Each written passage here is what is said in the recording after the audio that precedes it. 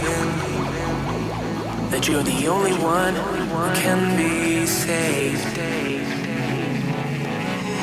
And I will keep on dreaming that we're the lucky ones to stay this way.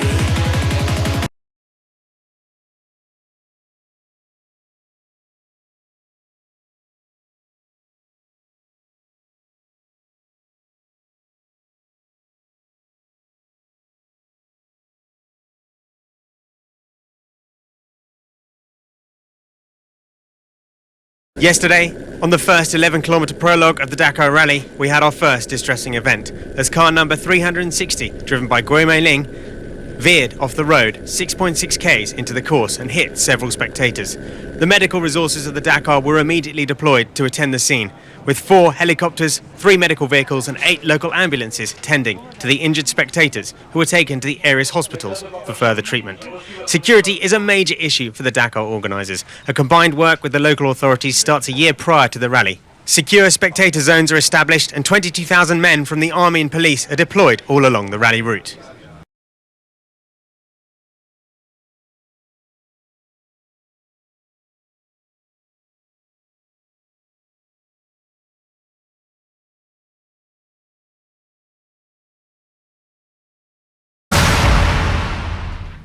A familiar and smiley face arrived a few days ago in Buenos Aires. Franco Pico is back on the Dakar. In 1988 and 1989 he was second overall in the bike category and he wanted to feel the thrill of the Dakar again. And what a great moment to do it, to celebrate his 60th birthday and the 30th anniversary of his first Dakar. It's a challenge I've decided to take. On a quad, it's a little bit more relaxed because the riding position is a bit easier to handle. I'll have a lot more hours of riding, and that will have an effect on my overall endurance. Franco is aiming for a podium in his category, and his priority is to see another finish line of his favourite race.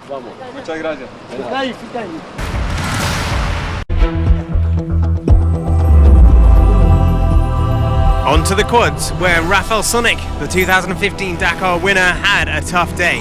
He lost 6 minutes 35 on the overall leader. That man was Ignacio Casale, a near-perfect stage for him, winning a tricky stage in the quads. A lot of riders suffered from punctures, but the Chilean led the entire way, ending up nearly 4 minutes ahead of his nearest rival. There was a fantastic second place from the new South African rider, Brian Baragwanath. He's here to make his mark. He'll be a man to watch on this Dakar.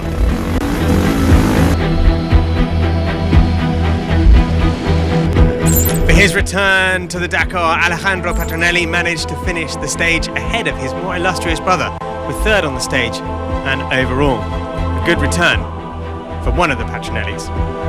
For the other one, Marcos, it wasn't so good. He's not too far from his brother, but he didn't help his cause with this crash. He finished 5th and sits 6 minutes down from Casale, with only 1 stage done.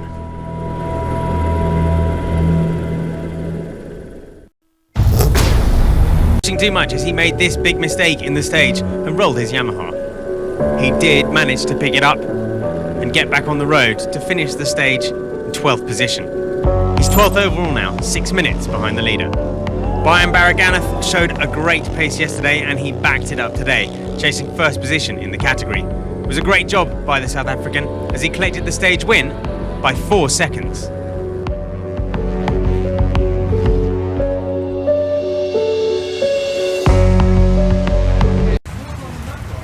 Anybody have any suggestions? Any suggestions? I think let's just bid the bicycles. Just for the morale.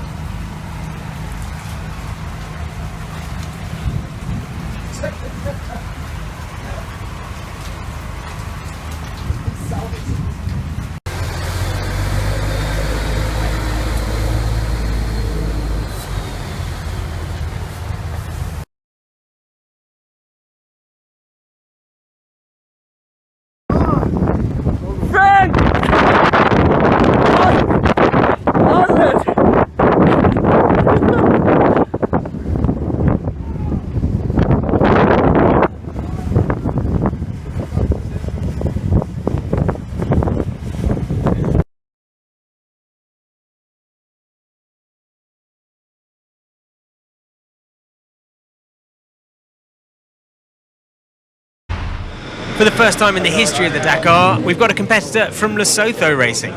He was under South African colours last year, but Wessel Bosman now rides for his adopted nation, country where he settled 20 years ago, and his goal on the Dakar is quite simple.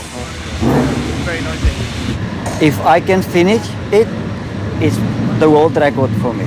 So for me, I'm not a racer, I'm almost an adventurer.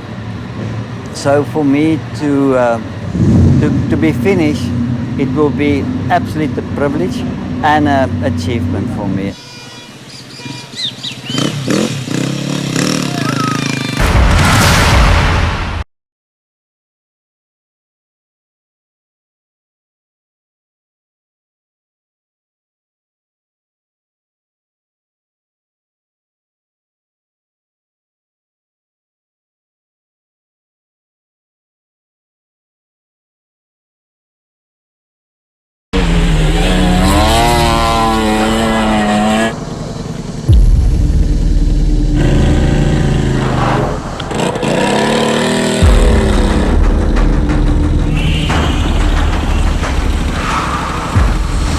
I got him out. I hope he'll help me as well.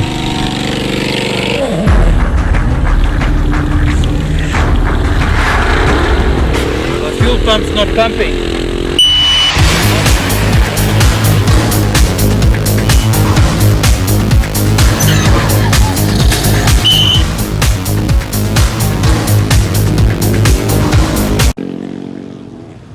Philipie.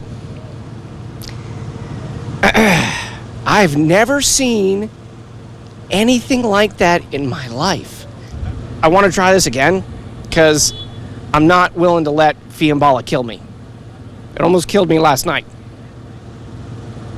I'm not going to let it do it again.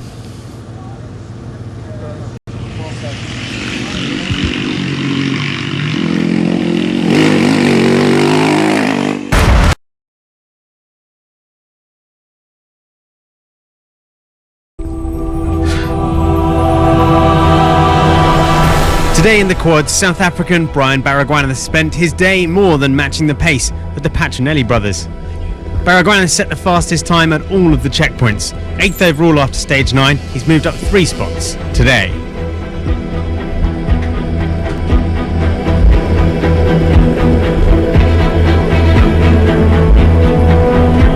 He spent most of his day riding with Alejandro Petronelli and the other brother, Marcos.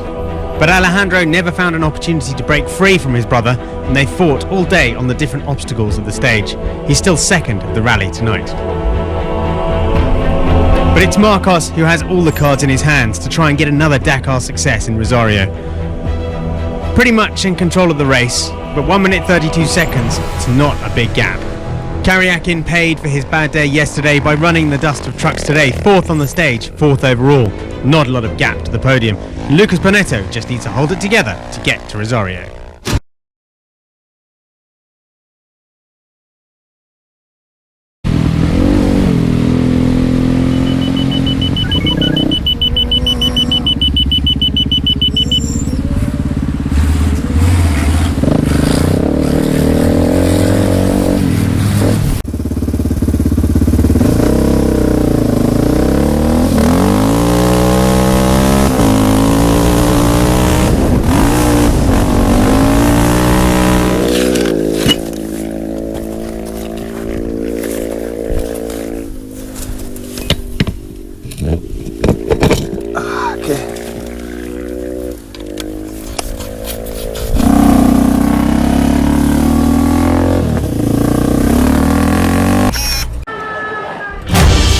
The quad category this year promised much, with 3 previous winners of the Dakar checked in on the starting list.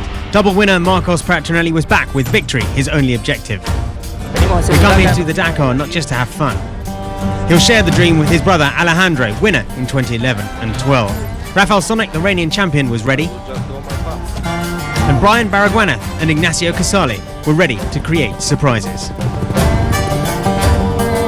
During the first week, it seemed to be a curse to lead the race. First, Rafael Sonic had to give up because of mechanical failure after stage 5.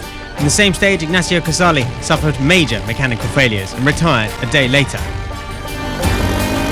With his spectacular riding style, the ambitious Brian Baragwanath fought for the podium from the start of the race. One stage victory in stage 4, the South African made a major mistake, putting him 42 minutes down. He was 10th overall on the rest day. It's a great feeling to be running at the top, just unfortunately got some penalties. During the second week, Baragwanath began his fight back. Russian rider Sergei Karyakin was super consistent. For his third Dakar, he decided to be more careful and push when he had opportunities. It was a good tactic. The Russian fought for third position until the last stage of the rally.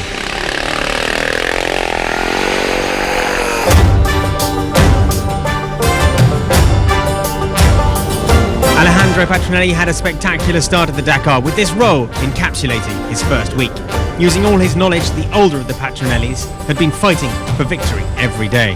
No stage wins, but for him, it looks like a nice place on the podium. For his brother, he only won his first stage on the 8th attempt and took his time, leaving his opponents the initiative to attack and make their own mistakes.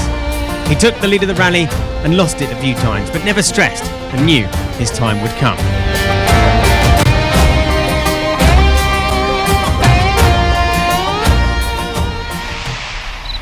180 kilometres to go to decide who out of Karyakin and Baragwanath would finish third on the Dakar. This morning, the advantage was in favour of the Russian, who was third 5 minutes 30 ahead of the South African. In Rosario, after a riotous final stage, Baragwanath won the stage and with it took third place in his second attempt at the Dakar.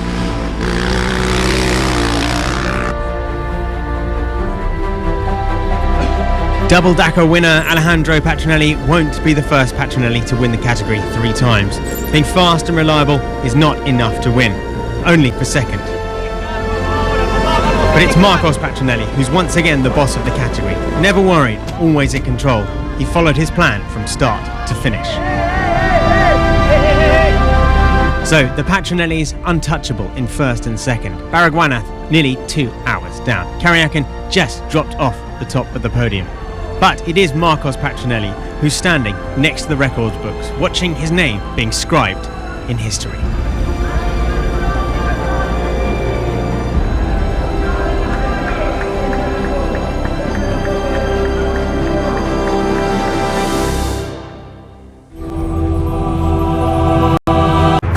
Onwards, ever onwards, the Dakar soul journeys towards the next challenge. Its roots buried deep in the sands of Africa, never forgotten. Its present and future in the kind embrace of South America. This year, another chapter of history was scribed across the terrain with unyielding determination by the men and women who choose to pursue their dream, becoming part of the beating heart of the Odyssey.